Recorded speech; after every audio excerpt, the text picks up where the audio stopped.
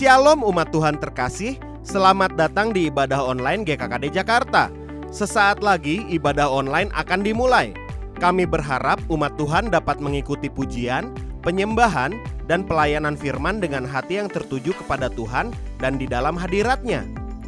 Kirimkan beban doa dan pergumulan yang saudara-saudari terkasih sedang hadapi melalui pesan WhatsApp ke nomor 0812 9086 4906. Kami percaya bahwa ada jawaban doa bagi setiap beban dan pergumulan umat Tuhan. Puji Tuhan, GKKD Center akan memulai renovasi. Terima kasih kepada seluruh umat Tuhan yang sudah mendukung program yang dipercayakan Tuhan bagi kerajaannya dan untuk kemuliaannya. Umat Tuhan dapat memberikan persembahan melalui transfer BCA atau melalui GoPay atau melalui OVO.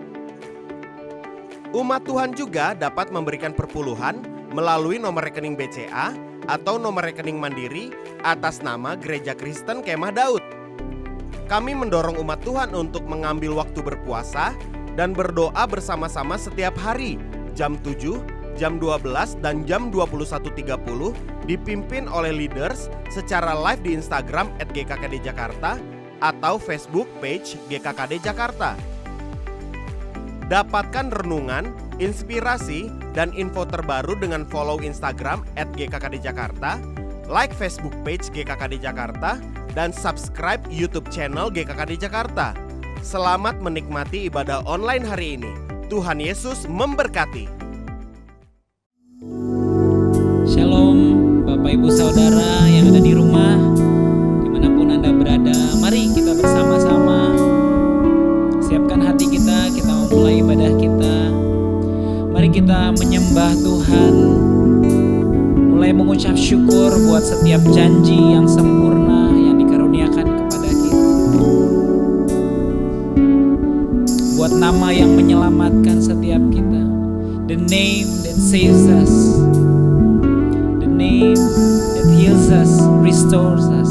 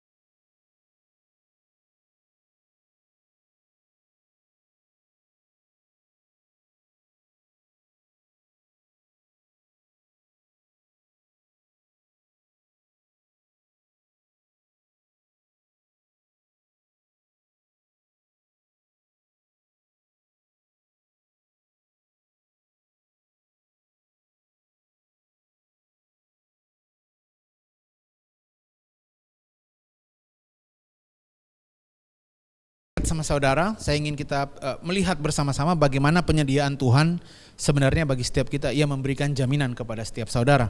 Firman Tuhan dari 2 Raja-Raja, satu kali saudara, Raja negeri Aram sedang berperang melawan Israel. Ia berunding dengan pegawai-pegawainya, lalu katanya, ke tempat inilah harus kamu turun menghadang. Tetapi abdi Allah, yaitu Elisa, berkata kepada Raja Israel, jangan ke sini, jangan ke sana. Sehingga setiap kali orang-orang Aram itu melakukan pengepungan gak berhasil. Lalu Raja negeri Aram menjadi marah dan kemudian dia bilang, siapa di sini pengkhianat? Siapa di sini yang berpihak kepada Raja Israel itu gitu ya kira-kira. Kemudian abdinya berkata begini, abdi Raja Aram itu bilang, oh bukan kami. Tetapi abdi Allah itu, Elisa, yang mengatakan kepada Raja Israel mengenai rencana kita. Gitu kira-kira ya. Sehingga setiap kali kita mau melakukan sesuatu, mau melakukan penghadangan atau pengepungan, Raja Israel sudah tahu. Kemudian dengan marah Raja negeri Aram itu bertanya, di mana itu Elisa atau abdi Allah itu? Dikatakan di Dotan. Lalu mereka kemudian pergilah ke Dotan dan kemudian mengepung Elisa. Kemudian di firman Tuhan di ayat yang ke-16. Maaf, ayat 15 dulu, ketika pelayan abdi Allah. Jadi Elisa itu punya pelayan, bangun pagi-pagi dan pergi keluar, maka tampaklah suatu tentara dengan kuda dan kereta di sekeliling kota itu. Karena kota itu Dotan dikepung oleh orang-orang Aram. Lalu berkatalah bujangnya kepadanya, celaka tuanku, apa yang akan kita perbuat? Jawab Elisa begini, jangan takut, sebab lebih banyak yang menyertai kita daripada yang menyertai mereka. Lalu berdoalah Elisa, ayat 17, ya Tuhan, bukalah kiranya matanya supaya ia melihat. Maka Tuhan membuka mata bujang itu sehingga ia melihat, tampaklah gunung itu penuh dengan kuda dan kereta berapi sekeliling Elisa. Jadi saudara, ternyata penjagaan Tuhan sudah ada, cuman pembantunya Elisa ini atau bujangnya atau abdinya ini gak bisa melihat. Elisa sudah tahu, tapi bujangnya itu gak bisa melihat. Sama seperti kita. Tahukah saudara, ketika bujangnya itu bisa melihat, bukan berarti baru tentara itu datang. Penjagaan Tuhan itu ada, bukan. Penjagaan Tuhan sudah ada sebelumnya, hanya saja pembantunya Elisa gak bisa lihat. Tahukah saudara bahwa perlindungan Tuhan bagi saudara itu sempurna. Entah saudara bisa lihat atau tidak, tapi perlindungan Tuhan ada di sana. Malaikatnya ada di sana, bahkan Tuhan sendiri bersama-sama dengan kita.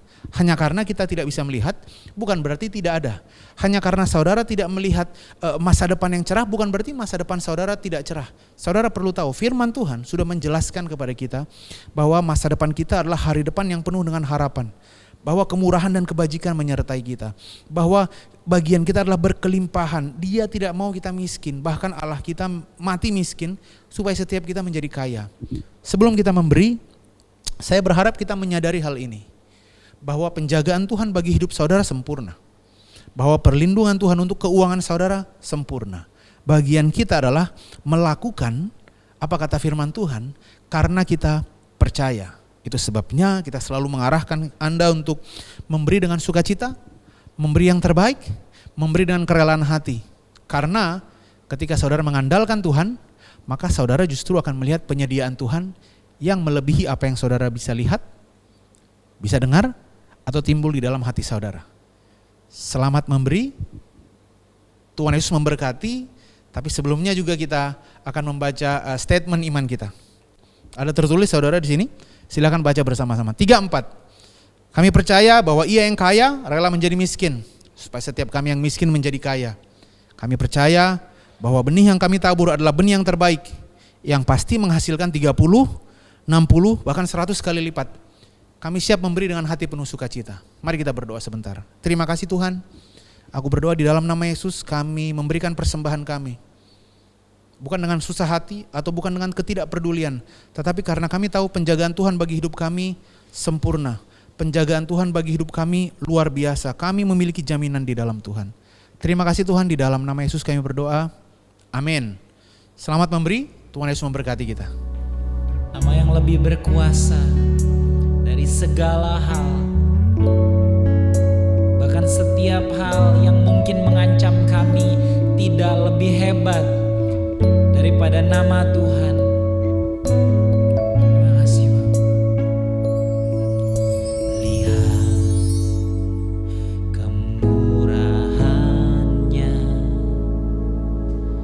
kasih dan anugerahnya, Dia datang ke dunia, berikan nyawanya. Dia datang untuk selamatkan terhilang, buluh yang patah tak diputuskan, sumbu yang telah pudar nyalanya, takkan dipadamkan, takkan ditinggalkan.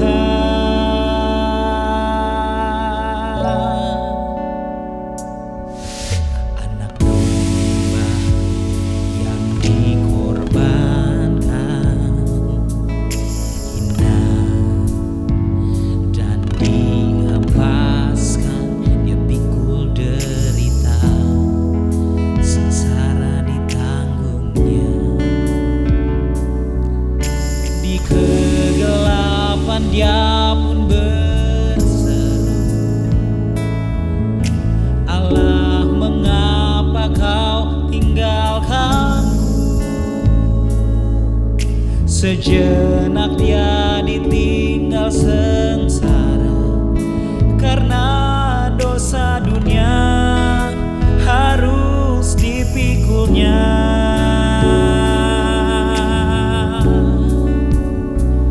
Ku tersungkur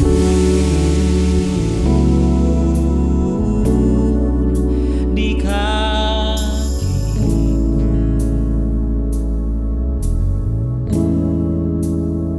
sebab anugerah selamatkanku.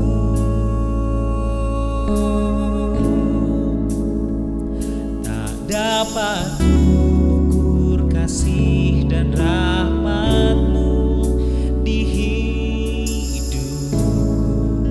Kau selamatkan aku dan angkat hidupku. Mari katakan kemenangannya. Lihat kemenangannya, Roh Kudus turun ke dunia, kuasa kebangkitan tinggal di dalamku. Kini ku lebih dari pemenang, kuasa dosa telah dipatahkan. Hai maut, di manakah senang? Aku telah merdeka karena tebusannya. Oh, ku tersungkur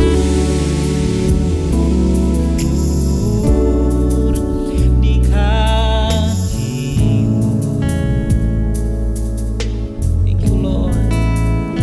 Sebab anugerah selamatkanku.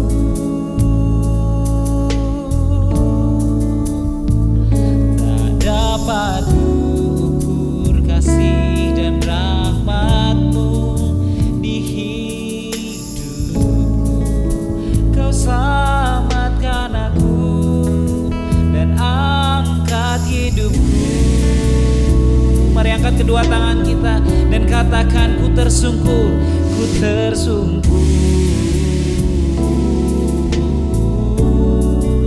di kakimu.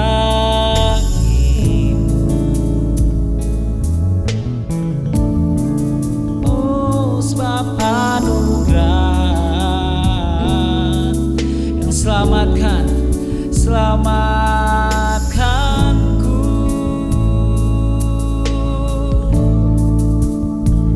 Tak dapat ukur kasih dan rahmat-Mu di hidupku. Kau selamatkan aku dan angkat hidupku.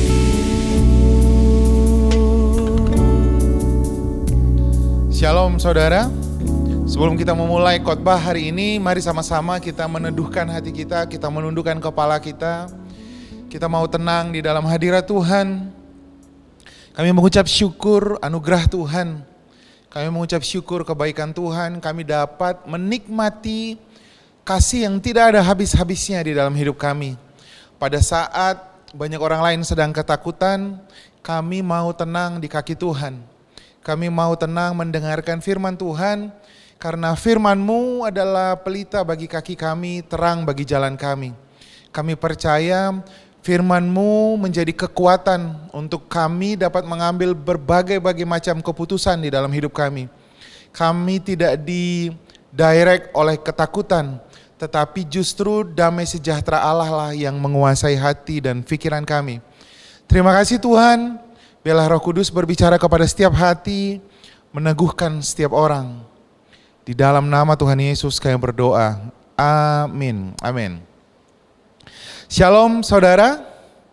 Selamat hari Paskah bagi kita semuanya. Kita sedang merayakan kebangkitan Kristus. Seluruh dunia sedang merayakan kebangkitan Kristus. Kita akan melihat bahwa Tuhan kita hidup. Kita akan melihat dalam hari-hari ini, kamu akan melihat bahwa mukjizat itu masih terjadi. Kita akan terus mendengar bahwa banyak orang yang disembuhkan. Kita akan terus mendengar walau penyakit sampar berjalan di waktu malam, penyakit menular mengamuk di waktu siang, kita tetap percaya bahwa tidak akan ada yang mendekat ke rumah kita. Justru kata firman Tuhan, dengan umur panjang, Tuhan akan mengenyangkan kita. Amin. Kami para penatua tetap berdoa buat saudara. Kami berdoa supaya setiap kita baik-baik saja, sama seperti jiwamu baik-baik saja. 3 Yohanes 1 ayat 2. Penting bagi kita hidup di dalam damai sejahtera, penting bagi kita tenang di dalam janji firman Tuhan, karena dalam tinggal tenang dan percaya, di sana terletak kekuatan kita. Sama seperti saya teringat satu cerita tentang pemazmur, tentang Daud. Satu kali Daud dikejar-kejar oleh anaknya Absalom, lalu dia pergi ke satu kota, Mahanaim. Mahanaim itu berasal dari kata Hanan. Hanan itu artinya the mercy of God, kasih karunia Tuhan. Jadi Daud dikejar-kejar oleh anaknya, dia pergi ke kota Mahanaim. Dia tidak membawa apa-apa, hanya diikuti oleh beberapa orang dan bersama dengan panglimanya, tidak membawa perlengkapan yang cukup, dia kekurangan, lalu dia sampai di kota Mahanaim. Dia menulis kitab Mazmur 3 di sana, dia menulis Mazmur 63 di sana, dan salah satu kitab yang dia tulis adalah Mazmur 23. Jadi saudara tahu bahwa Mazmur 23 ditulis Daud ketika dia sedang kekurangan, sedang dia tidak punya apa-apa, dan jiwanya sedang tidak baik. Jadi penting bagi kita untuk yang pertama, jiwa kita baik. Karena 3 Yohanes 1 ayat 2 berkata, tubuh kita baik, keuangan kita baik kalau jiwamu baik-baik saja, kata firman Tuhan. Apa yang dilakukan Daud? Daud menulis Mazmur 23. Dia berkata, Adonai Roy Lo Echar. Dalam bahasa Indonesia dibilang, Tuhan adalah gembalaku, takkan kekurangan aku. Apa yang dibutuhkan Daud? Apa yang menjadi kekurangan Daud pada masa itu? Kita sama-sama bisa melihat, Daud menulis begini, Tuhan adalah gembalaku, takkan kekurangan aku.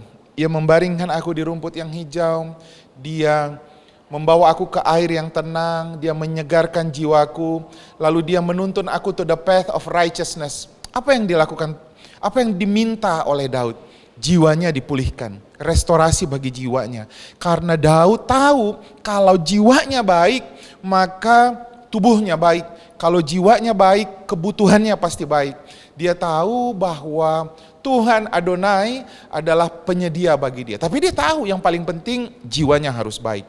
Kami berdoa supaya setiap jemaat Tuhan baik-baik, yang paling penting adalah jiwamu saat ini baik-baik saja. Tenang di dalam hadirat Tuhan. Hari ini kita akan belajar dari firman Tuhan, judulnya adalah dibenarkan karena kebangkitan Kristus. Dibenarkan karena kebangkitan Kristus. Sama-sama kita lihat 1 Korintus 15 ayat 3.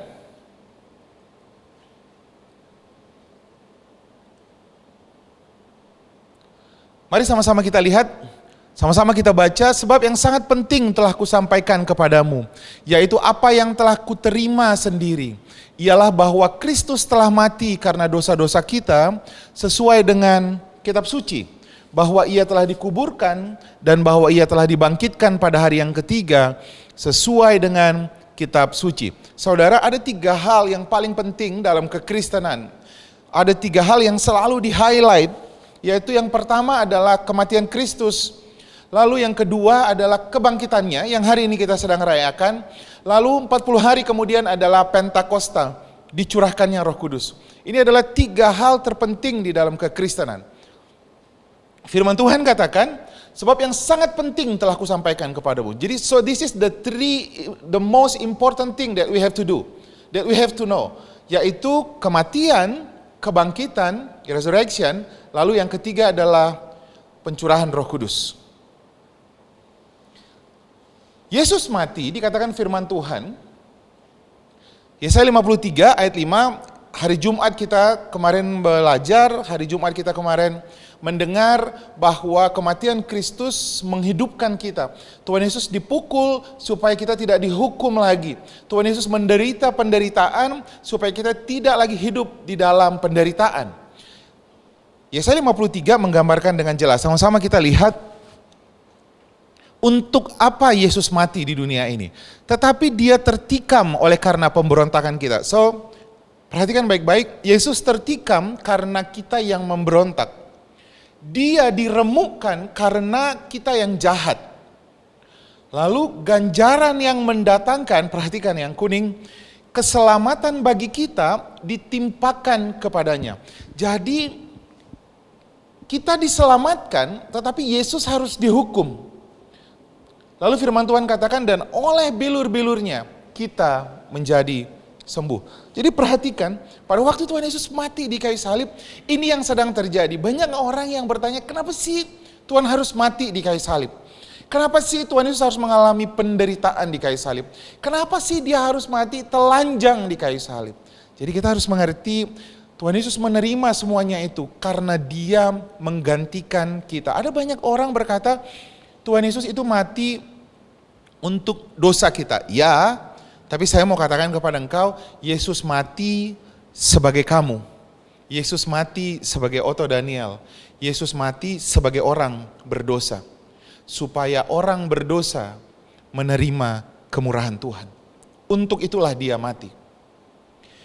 Firman Tuhan katakan, dalam Roma 5 ayat 1 dikatakan, sebab itu kita yang dibenarkan karena iman, kita hidup dalam damai sejahtera. Apa yang harusnya terjadi bagi anak-anak Tuhan? Saat ini kamu dibenarkan, ini akan kita bahas, dalam bahasa Ibrani disebutnya dikaios. Kamu dibenarkan dan harusnya kita hidup di dalam damai sejahtera.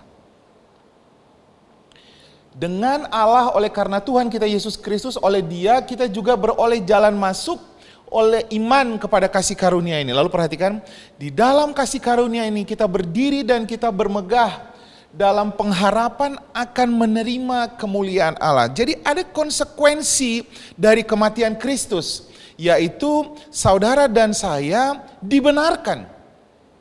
Akibat dibenarkan, kita jadi punya pengharapan akan menerima kemuliaan. Kata firman Tuhan, pengharapan akan menerima kemuliaan Allah. Dalam bahasa Gerika disebutnya adalah doksa. Doksa itu lambangnya adalah mahkota. Doksa itu simbolnya adalah mahkota. Jadi gini, orang yang dibenarkan, kata firman Tuhan, akibatnya dia akan menerima kemuliaan. Doksa dalam bahasa Ibrani. Jadi saudara, itu sebabnya saya sekarang tenang di dalam Tuhan. Saya sekarang damai sejahtera di dalam Tuhan. Karena apa? Karena apa yang Yesus lakukan di kayu salib membenarkan saya. Apa yang Yesus lakukan di kayu salib membuat saya menjadi menerima kemuliaan Tuhan. Dalam bahasa Ibrani, kita akan melihatnya nanti. Pertama kita akan melihat di dalam 1 Korintus 15 ayat 17 dikatakan begini. Jika Kristus tidak dibangkitkan, maka sia-sialah kepercayaan kamu dan kamu masih hidup di dalam dosamu. Jadi kalau Yesus mati, dia membenarkan semua orang berdosa, tapi kalau dia tidak bangkit, firman Tuhan katakan sia-sialah kepercayaan kita dan kita masih hidup di dalam dosa. Jadi penting bagi kita untuk mengetahui bukan hanya Yesus mati, tetapi hari ini yang sedang kita rayakan, Yesus hidup. Karena Yesus hidup, firman Tuhan katakan kita jadi punya kepercayaan bahwa semua dosa kita telah ditebus di kayu salib. Karena Dia bangkit. Mari sama-sama kita lihat Roma 4 ayat 24. Dikatakan firman Tuhan begini, sampai 25. Tetapi ditulis juga untuk kita, sebab kepada kita pun Allah memperhitungkannya, karena kita percaya kepada Dia yang telah membangkitkan Yesus, Tuhan kita dari antara orang mati, yaitu Yesus yang telah diserahkan karena pelanggaran kita dan dibangkitkan karena pembenaran kita. Jadi perhatikan, Yesus dibangkitkan dari antara orang mati, diserahkan karena pelanggaran kita. Tahu gak bahwa Dia dibangkitkan karena pembenaran kita. Jadi Dia harus bangkit untuk menunjukkan bahwa saudara dan saya sudah dibenarkan. Saya kasih gambaran, saudara. Dalam satu kejadian ada seorang pembunuh yang tertangkap, lalu orang itu harus dihukum mati. Karena menurut hukum Taurat, mata harus diganti mata, gigi harus diganti gigi, nyawa harus diganti nyawa. Tetapi ada satu orang yang berdiri lalu berkata, aku mau menggantikan dia. Aku mau menggantikan dia. Pada saat itu orang berdosa ini merasa lega karena ada yang menggantikan dia. Lalu orang yang menggantikan ini masuk ke dalam penjara. Pada waktu dia masuk ke dalam penjara, perhatikan, kita belum merasakan relief, kita belum merasakan kelegaan penuh karena dia masih di penjara. Kita masih ketakutan di rumah. Karena apa? Sampai orang ini keluar dari penjara. Setelah dia keluar dari penjara, barulah kita bilang, sudah lunas, dia bayar semuanya.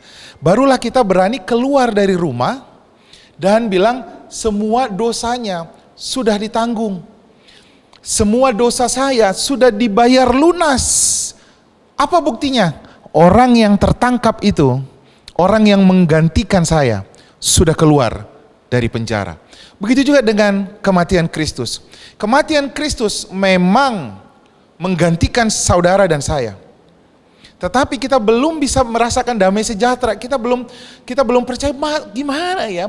Apa sih buktinya? Kasih saya dong tanda bukti bahwa saya sudah ditebus, saya sudah dibenarkan. Lihat saudara, pada waktu Yesus bangkit dari kematian, dia bilang begini, lihat tanganku yang berlubang paku. Aku sudah menyelesaikan semuanya di kayu salib. Pada waktu Yesus mati di kayu salib, dikuburkan, di hari ketiga dia bangkit, saudara bisa merasakan damai sejahtera. Karena apa? Yesus sudah menyelesaikan semua dosa yang harusnya kita tanggung. Sekarang orang yang terhukum itu, saudara dan saya, dibenarkan. Bukan karena saudara melakukan perbuatan benar, tapi karena Yesus menanggung penderitaanmu di kayu salib, mati, lalu dia dibangkitkan. Kata pembenaran dalam bahasa Ibrani adalah dikaiosis. Akar katanya adalah dikaio. Saudara, menurut terjemahan Thayer ini, Joseph Thayer, banyak sekali digunakan oleh para teolog yang menjadi referensi dari para orang-orang teologi. Dia bilang begini, apa yang dimaksud dengan dikaiosis ini? Mari sama-sama kita lihat tindakan Allah yang menyatakan manusia bebas dari kesalahan dan dapat diterima olehnya. Jadi Tuhan yang melakukan tindakan, Tuhan yang dihukum lalu dan menyatakan manusia bebas dari kesalahan dan dapat diterima oleh Tuhan, dianggap sebagai orang benar. Lalu dikatakan karena Tuhan ingin menyatakan kita orang benar yang membawa pemberian hidup yang terbaik. Saudara perhatikan. Ini artinya pembenaran. Saudara dan saya dibenarkan bukan karena kita yang melakukan perbuatan benar, tetapi itu adalah perbuatan yang dilakukan Tuhan sendiri. Lalu Dia memandang kita sekarang, kamu sudah layak. Kamu sudah benar.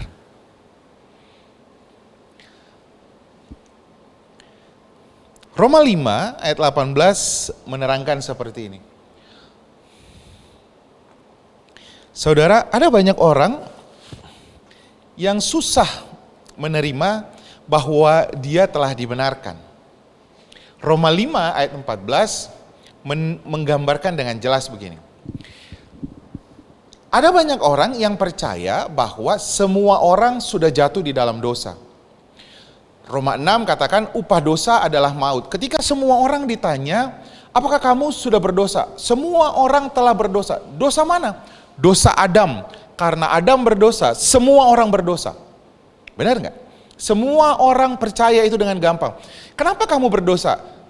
Kamu berdosa bukan karena kamu melakukan dosa, tapi kita berdosa karena Adam melakukan dosa, maka dosanya sampai ke kita. Itu sebabnya kita disebut orang berdosa. Dalam Roma 5 ayat 14, sungguh pun demikian maut telah berkuasa dari zaman Adam sampai kepada zaman Musa, juga atas mereka yang tidak berbuat dosa, dengan cara yang sama seperti yang telah dibuat oleh Adam, yang adalah gambaran Dia yang akan datang. Jadi perhatikan, bagaimana dosa sampai kepada manusia, seperti itulah pembenaran akan sampai kepada seluruh manusia. Karena firman Tuhan katakan, karena yang adalah gambaran Dia yang akan datang. Saudara perhatikan, semua orang berbuat dosa, telah berdosa karena Adam yang berbuat dosa. Semua orang tahu, ya saya sudah berdosa karena apa? Adam. Jadi kita belum melakukan apa-apa, bahkan kitab Mazmur katakan semua bayi dikandung ibunya dikandung di dalam dosa. Karena apa? Karena Adam. Tapi hal yang sama yang dilakukan Yesus dikatakan itu adalah gambaran Dia yang akan datang juga. Yesus akan melakukan hal yang benar, maka Dia akan membenarkan semua orang. Perhatikan bagaimana caranya bagaimana caranya dosa Adam bisa sampai kepada semua orang. Sebab itu sama seperti dosa telah masuk ke dalam dunia oleh satu orang. Dapat? Firman Tuhan katakan semua orang berdosa karena apa? Karena dosa Adam. Dosa Adam menjalar kepada semua orang. Oleh dosa itu juga maut, demikianlah maut itu telah menjalar kepada semua orang karena semua orang telah berbuat dosa. Jadi karena dosa Adam, semua dosa itu menjalar kepada semua orang. Makanya dikatakan firman Tuhan, karena semua orang telah, perhatikan yang kuning. Bukan akan, kamu dan saya telah berbuat dosa. Roma 6 katakan, upah dosa adalah maut. Jadi kamu gak perlu melakukan sesuatu dosa. Kamu sudah berdosa. Karena apa? Karena Adam. Dan dosa Adam menjalar kepada semua orang. Tapi tahu nggak yang lebih mulia, yang lebih hebat daripada semuanya itu? Perhatikan Roma 5 ayat 18 dan 19. Sebab itu sama seperti oleh satu pelanggaran, yaitu Adam, semua orang beroleh penghukuman. Demikian pula oleh satu perbuatan kebenaran, yaitu Yesus, semua orang memperoleh pembenaran untuk hidup. Jadi lihat saudara, Adam yang berbuat dosa, semua orang dihukum. Semua orang jatuh di dalam dosa. Sekarang perhatikan, terima dengan hal yang sama yang terjadi karena Adam. Karena Yesus melakukan kebenaran, karena Yesus mati di kayu salib, Dia membenarkan semua orang yang percaya. Perhatikan yang kuning ayat 19. Jadi sama seperti oleh ketidaktaatan Adam, satu orang, semua orang telah menjadi berdosa, demikian pula oleh ketaatan satu orang, karena ketaatan Yesus, semua orang menjadi benar. Jadi saudara, kau tidak dibenarkan karena melakukan perbuatan benar. Kau dibenarkan karena ketaatan Kristus. Sama seperti orang di luar sana yang tidak percaya Kristus. Semua mereka orang berdosa. Semua orang yang tidak percaya Kristus orang berdosa. Bukan karena mereka melakukan dosa, bukan karena mereka mencuri, bukan karena mereka berzina, bukan. Tetapi karena dosa Adam sampai kepada semua orang. Tetapi karena ketaatan Kristus. Bukan karena ketaatanmu, bukan karena kebaikanmu, Kristus membenarkan semua orang yang percaya. Lihat, kebangkitan Kristus membuat saudara firm bahwa aku dibenarkan di dalam Kristus. Mari kita lihat Roma 5 ayat 1. Apa sih yang terjadi kalau saya dibenarkan? Lihat, Roma 5 ayat 1. Sebab itu kita yang dibenarkan. Kata dibenarkan itu adalah kata kerja aoris. Aoris itu dalam bahasa Yunani adalah perbuatan yang dilakukan lampau dan berakibat sampai hari ini. Jadi dalam bahasa Yunani kata kerja ini disebut kata kerja aoris. Aoris itu adalah perbuatan yang dilakukan lampau dulu dan masih berimpact sampai hari ini. Jadi kalau saya baca dengan bahasa sehari-hari dikatakan begini. Kita yang dibenarkan dulu sampai sekarang masih dibenarkan karena iman kita hidup di dalam damai sejahtera. Jadi ini yang paling penting saudara. Kamu hidup di dalam damai sejahtera dengan Allah oleh karena Tuhan kita Yesus Kristus. Penting bagi kita hidup di dalam damai sejahtera. Sama seperti apa yang tadi saya katakan. Daud mengerti yang paling berharga di hidupnya adalah damai sejahtera.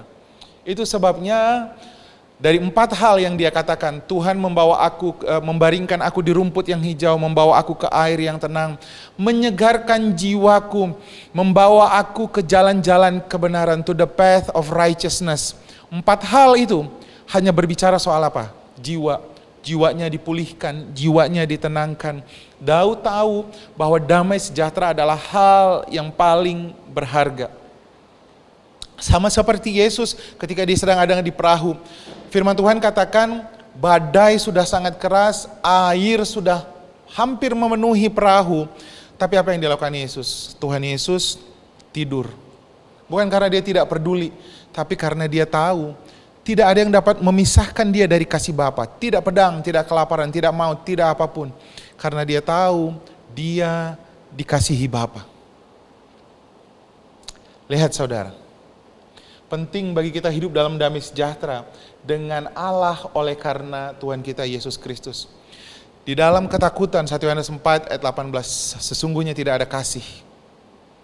Kalau kamu tahu, kamu dikasihi sama seperti Bapa mengasihi Yesus. 1 Yohanes 4 ayat 17. Sama seperti Yesus di dunia ini, seperti itulah engkau dikasihi Bapa. Kalau kau tahu Bapa mengasihi engkau, kau akan bilang, siapa yang dapat memisahkan aku dari kasih Kristus?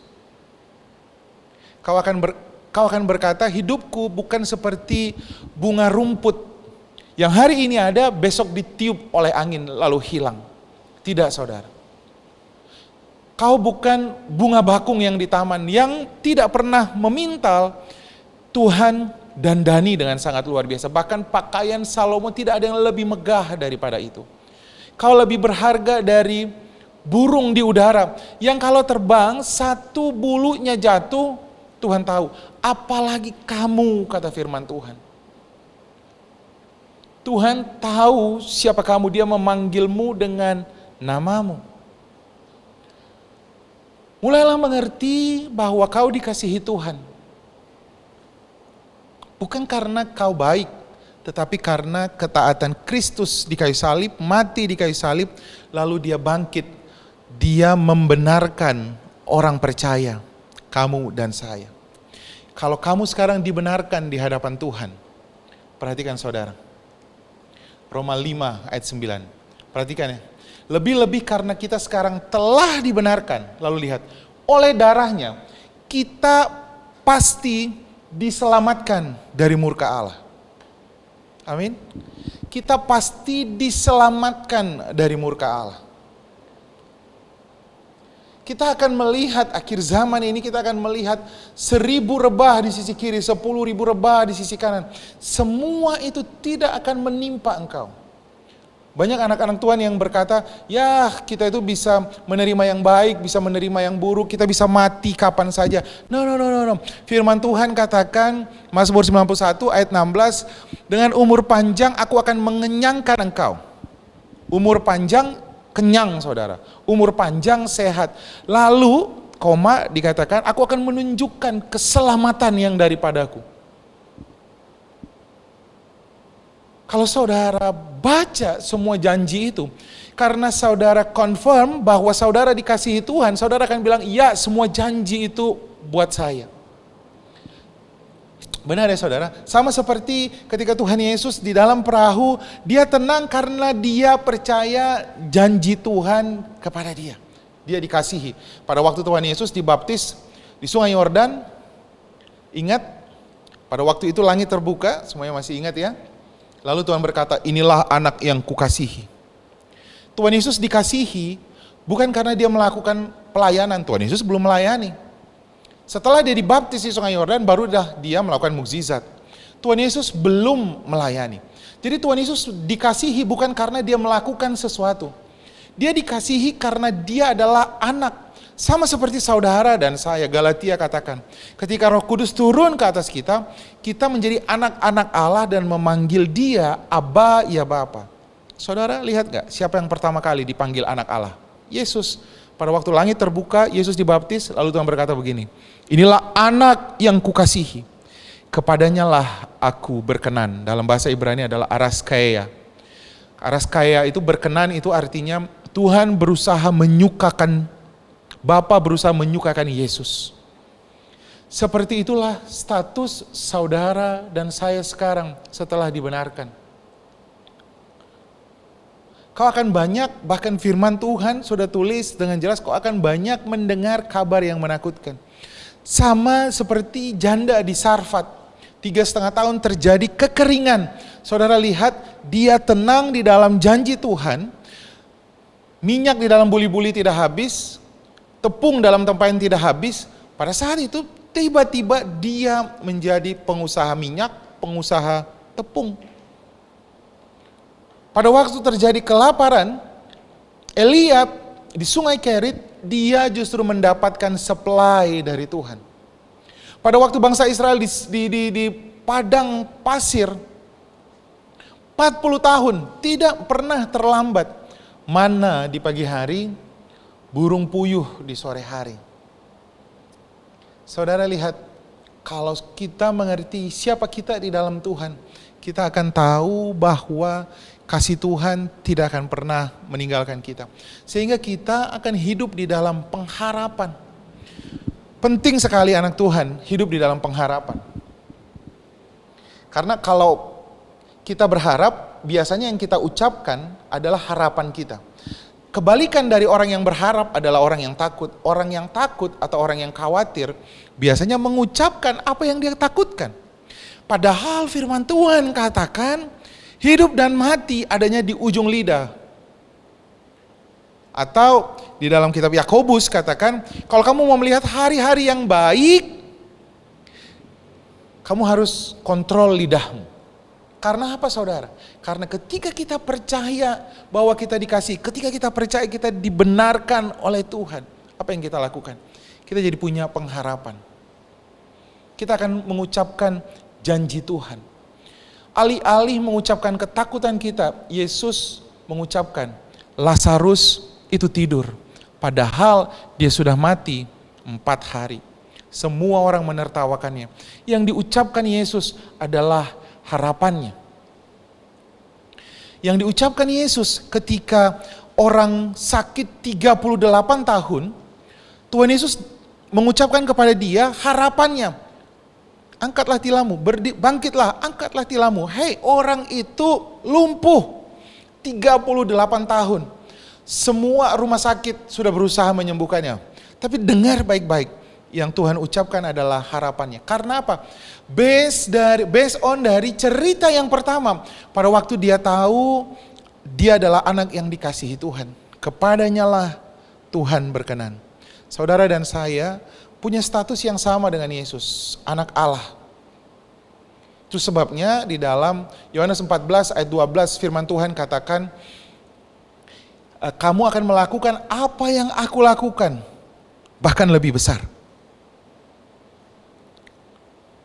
Tahu saudara, karena Roh Kudus yang turun ke atas kita, firman Tuhan katakan, Kisah Para Rasul 1 ayat 8, firman Tuhan katakan, jika Roh Kudus turun ke atasmu, kamu akan punya kuasa.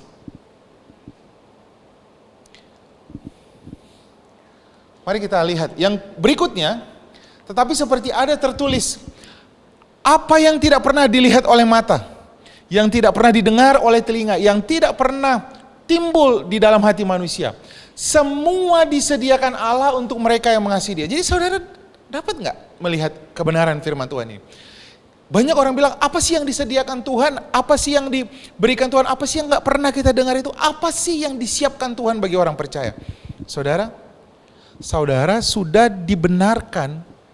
Saudara adalah orang yang dikasihi Tuhan. Menurut kamu, apa yang disediakan Tuhan? Apa yang disediakan Tuhan bagi setiap orang yang mengasihi Dia? Firman Tuhan katakan, saudara-saudaraku, oleh sebab itu semua yang benar, semua yang mulia, semua yang adil, semua yang suci, semua yang manis, semua yang sedap didengar, semua yang disebut kebajikan dan patut dipuji, fikirkanlah semuanya itu. Karena apa? Kenapa sih kamu mau memikirkan yang baik padahal kamu sakit? Kenapa sih kamu mau memikirkan yang baik pada saat dunia sekarang sedang mengalami kekacauan?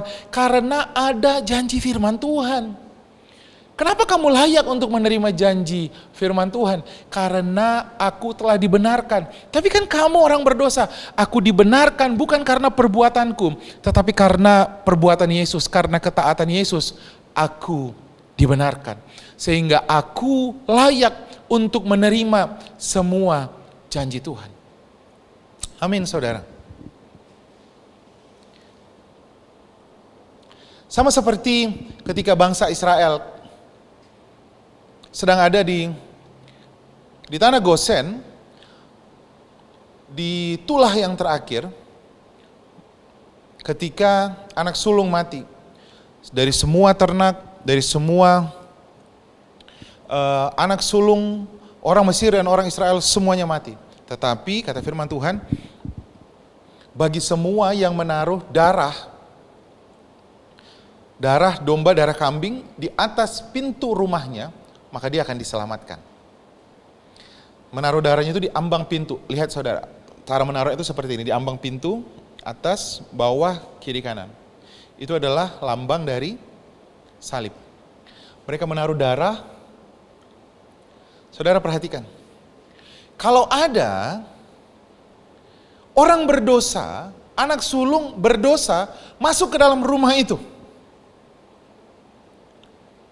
lalu malaikat maut datang. Menurut kamu, menurut saudara, apakah anak sulung yang baru saja berdosa, yang baru saja mungkin membunuh orang, lalu dia masuk ke dalam rumah, lalu dia tenang di rumah, apa yang dia lakukan saudara? Mati nggak dia? Dia tidak akan mati. Kenapa dia tidak mati? Karena ada darah. Jadi dia dibenarkan bukan karena perbuatannya, dia dibenarkan karena percaya akan darah. Itu adalah lambang dari Yesus, darah anak domba. Kalau di rumah itu ada orang baik, anak sulung baik, hamba Tuhan mungkin, baik, tapi dia bilang begini, aku kan orang baik, aku gak perlu darah, aku baik, aku sudah melakukan semua firman Tuhan, kira-kira begitu ya. Waktu itu belum ada hukum Taurat. Aku sudah baik kok, aku gak pernah membunuh, aku tidak pernah berzina, aku tidak pernah melakukan ini dan sebagainya dan sebagainya. Lalu dia diam di rumah. Menurut saudara, ketika malaikat maut lewat, dia melihat tidak ada darah, apa yang terjadi sama anak sulung yang baik ini? Dia mati. Kenapa dia mati? Karena dia tidak dinilai berdasarkan perbuatannya. Dia dinilai berdasarkan apakah ada darah di ambang pintu rumahnya. Jadi saudara lihat, kita dibenarkan bukan karena perbuatan kita, itu gambarannya.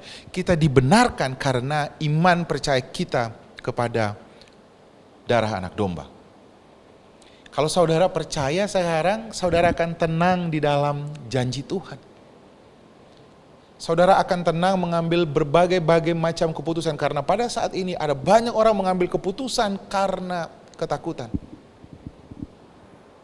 Yang terakhir, saudara, yang berikutnya dikatakan firman Tuhan, dan oleh Dia kita juga beroleh jalan masuk oleh iman kepada kasih karunia. Di dalam kasih karunia ini kita berdiri dan kita bermegah dalam pengharapan akan menerima doksa kemuliaan Tuhan. Saudara perhatikan, yang berikutnya, apa yang terjadi? Bagi kita yang sudah dibenarkan ini, kita memperoleh jalan masuk oleh iman kepada kasih karunia. Kasih karunia itu semua pemberian Tuhan yang diberikan kepada orang yang tidak layak untuk menerimanya. Tadi saya sudah ceritakan, anak sulung yang berdosa ini selamat, padahal dia nggak layak dia selamat. Kalau berdasarkan perbuatan, dia tidak selamat. Tapi dia diselamatkan karena darah anak domba. Nah sekarang, oleh karena dia kita juga beroleh jalan masuk oleh iman, oleh percaya kepada kasih karunia. Jadi saudara lihat, oleh iman, kita sekarang bisa menerima semua kebaikan Tuhan, kasih karunia Tuhan. Bukan hanya keselamatan masuk surga, tapi saudara layak untuk menerima kesembuhan. Sama seperti kita diselamatkan bukan karena perbuatan baik, kata firman Tuhan. Semua itu adalah pemberian cuma-cuma oleh Tuhan. Begitu juga kesembuhan terjadi di hidup kita. Begitu juga tentang berkat. Firman Tuhan katakan, banyak orang yang sekarang bilang begini, mengeluh, bagaimana saya mau mendapatkan berkat, saya gak bisa melakukan ini, saya gak bisa melakukan ini. Dengarkan saya baik-baik. Firman Tuhan katakan, sia-sialah kamu bangun pagi-pagi, lembur sampai malam, bekerja mati-matian. Karena Tuhan memberkati kita ketika kita sedang tidur. Jadi banyak-banyaklah tidur supaya kamu menerima banyak berkat. Bukan saudara, bukan. Itu sebabnya pagi-pagi saya bangun dengan bersukacita. Kenapa saya bangun pagi-pagi dengan bersukacita? Saya sedang menyambut berkat Tuhan. Itu sebabnya pagi-pagi saya memikirkan apa yang harus saya lakukan hari ini. Saya mau menyambut berkat Tuhan. Karena Tuhan sudah memberkati saya. Makanya saya hari ini, what should I do now? Amin saudara. Karena sukacita, karena percaya janji Tuhan adalah kekuatan, kata firman Tuhan. Sukacita Allah adalah kekuatan. Jadi kamu harus percaya semua janji Tuhan sudah dikaruniakan kepada kita. Orang yang dibenarkan karena iman. Saudara dan saya layak untuk menerima semua janji Tuhan. Amin saudara. Untuk itulah Kristus mati di kayu salib. Yang pertama, hiduplah dalam damai sejahtera. Kau sedang tidak dihukum Tuhan. Kau tidak sedang dihakimi Tuhan. Justru kita sekarang sedang menerima pembenaran dari Tuhan karena kematian Kristus. Semua orang yang dibenarkannya pasti diluputkannya dari amarah Tuhan. Dan yang berikutnya, semua orang yang dibenarkan layak untuk menerima semua janji Tuhan yang kita terima hanya oleh iman. Amin saudara. Saya percaya di akhir khotbah saya meneguhkan setiap saudara dan saya. Kebangkitan Kristus membenarkan saudara. Tuhan sekarang sedang tidak mencari-cari dosa dan pelanggaranmu. Tetapi Tuhan datang kepada engkau untuk melimpahkan engkau dengan kebaikan. Jangan hidup dalam ketakutan. Karena lihat saudara, iblis itu punya tipu muslihat sangat luar biasa. Tujuannya cuma satu, membuat kita hidup dalam ketakutan. Karena apa? Iblis itu disebutnya seperti singa yang mengaum-ngaum, berkeliling mengaum-ngaum. Tujuannya cuma satu saudara, membuat anak Tuhan ketakutan. Kalau kita takut, apa yang akan kita lakukan saudara? Lihat, semua yang keluar dari mulut meluap dari dalam hati. Semua yang kau takutkan akan kau ucapkan. Perhatikan, Padahal hidup dan mati adanya di ujung lidah. Jadi kalau saudara mengucapkan kematian, mengucapkan putus asa, maka itulah yang kita terima. Tetapi kalau hari ini kau mengucapkan harapanmu, janji Tuhan, jangan berkata positif, berkata yang benar, saudara. Kalau positif itu seperti orang di dunia sana, nggak ada dasarnya. Kalau mengucapkan yang benar itu firman Tuhan, karena ada firman Tuhan yang berkata. Firman Tuhan berkata, Ulangan 28, aku akan naik dan bukan turun. Amin, saudara. Di dalam masa yang seperti ini kita akan berkata, aku akan tetap naik. Ada kata tetap naik dan bukan turun. Aku percaya aku diberkati, kantorku diberkati, aku percaya keluargaku diberkati. Yang kita ucapkan bukan hal positif, yang kita ucapkan adalah hal yang benar, yaitu firman Tuhan. Maka apa yang kita ucapkan, kita akan melihat semuanya itu terjadi. Hiduplah dalam damai sejahtera Tuhan. Janji Tuhan tidak pernah gagal. Sekalipun kau dan saya tidak setia, Dia tetap setia. Mari jemaat Tuhan, siapkan dirimu. Kita akan melakukan perjamuan bersama-sama. Siapkan anggur dan roti yang menjadi tubuh dan darah Kristus.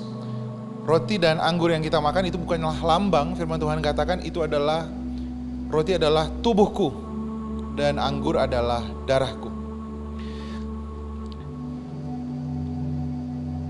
Di malam sebelum Tuhan Yesus diserahkan, Dia berkumpul dengan para muridnya, lalu Dia berkata, waktuku sudah selesai, kawanan domba akan tercerai-berai, dan domba ini akan disembelih. Dia mengambil roti, lalu memecah-mecahkannya, dan Dia berkata, ini adalah tubuhku yang terpecah untuk engkau. Roti ini adalah lambang tubuh Tuhan Yesus yang dipukul.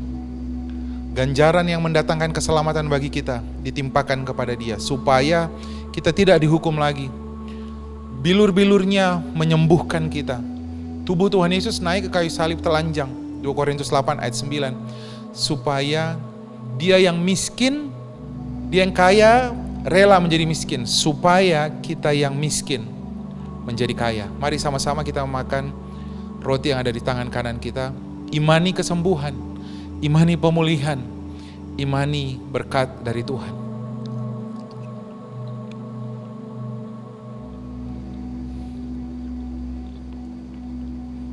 Lalu Tuhan Yesus mengambil cawan yang berisi anggur dan Dia berkata, cawan ini adalah lambang dari darahku yang tertumpah bagi engkau. Darah Tuhan Yesus yang telah menguduskan engkau satu kali untuk selama-lamanya. Sehingga Dia tidak lagi mengingat-ingat dosa dan pelanggaranmu.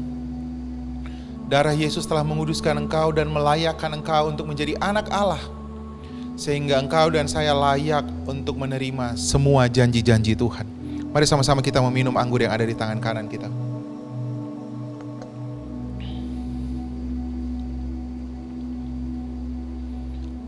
Mari kita mengangkat kedua tangan kita. Kiranya berkat daripada Allah Bapa, kebajikan dan kemurahan daripada Tuhan kita Yesus Kristus, itu akan mengikuti engkau sepanjang hidupmu. Persekutuan dengan Roh Kudus akan meneguhkan engkau bahwa engkau tidak pernah ditinggalkan. Mata Tuhan tertuju kepadamu untuk melimpahkan engkau dengan kasih dan rahmat-Nya. Kau tenang di dalam janji Tuhan. Sekalipun kita mendengar banyak kabar yang menakutkan, tetapi kita aman, duduk di dalam lindungan yang maha tinggi, bermalam di dalam naungan Allah yang maha kuasa. Diberkatilah engkau dalam pernikahanmu, diberkatilah engkau di keluargamu, diberkatilah engkau di dalam pekerjaan dan bisnismu, diberkatilah engkau di dalam studimu, diberkatilah engkau di dalam pelayanan yang Tuhan percayakan. Kita akan tetap naik dan bukan turun, menjadi kepala dan bukan menjadi ekor, yang memberi dan bukan yang meminta-minta, supaya oleh perbuatan baik kita, nama Tuhan dipermuliakan.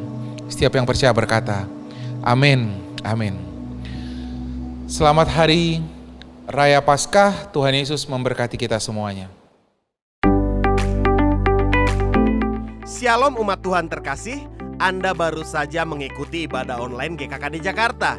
Terima kasih telah mengikuti ibadah online dari awal sampai akhir. Kami percaya Tuhan hadir dan memberkati umat Tuhan dimanapun Anda berada. Kirimkan beban doa dan pergumulan yang saudara-saudari terkasih sedang hadapi melalui pesan WhatsApp ke nomor 0812 9086 4906. Kami percaya bahwa ada jawaban doa bagi setiap beban dan pergumulan umat Tuhan. Puji Tuhan, GKKD Center akan memulai renovasi. Terima kasih kepada seluruh umat Tuhan yang sudah mendukung program yang dipercayakan Tuhan bagi kerajaannya dan untuk kemuliaannya. Umat Tuhan dapat memberikan persembahan melalui transfer BCA atau melalui GoPay atau melalui OVO. Umat Tuhan juga dapat memberikan perpuluhan melalui nomor rekening BCA atau nomor rekening mandiri atas nama Gereja Kristen Kemah Daud. Kami mendorong umat Tuhan untuk mengambil waktu berpuasa dan berdoa bersama-sama setiap hari jam 7, jam 12, dan jam 21.30 dipimpin oleh leaders secara live di Instagram @GKKD_Jakarta atau Facebook page GKKD Jakarta. Dapatkan renungan, inspirasi, dan info terbaru dengan follow Instagram @GKKD Jakarta, like Facebook page GKKD Jakarta, dan subscribe YouTube channel GKKD Jakarta. Selamat menjalani hari-hari ke depan dengan penuh antusias dan dengan roh yang menyala-nyala. Sampai jumpa dalam ibadah online berikutnya. Tuhan Yesus memberkati.